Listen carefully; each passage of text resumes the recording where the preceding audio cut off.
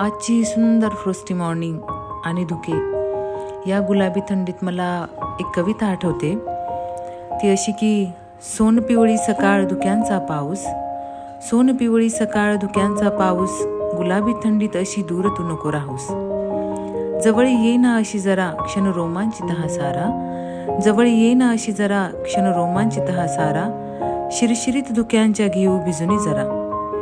दवबिंदूंनी अंग होईल सारे चिंब चिंब, दवबिंदूंनी अंग होईल सारे चिंब चिंब, तुझ्या नक्षीदार डोळ्यात बघेल माझीच मी प्रतिबिंब.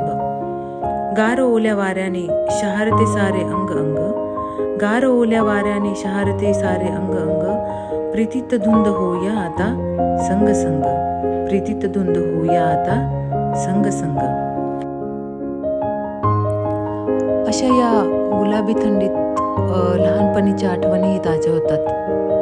आम्ही आमच्या गावाकडे संध्याकाळी सगळेजण मिळून शेकोटी तयार करायचो आणि त्या शेकोटीच्या भोवती बसून हुरडा भाजणे.